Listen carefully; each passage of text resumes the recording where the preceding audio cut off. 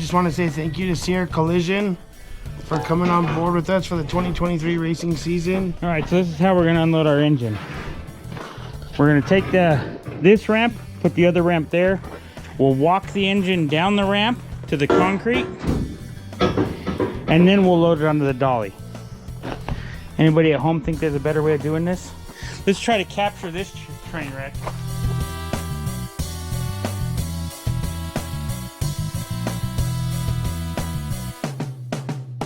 He's going the distance. He's going for speed. All alone.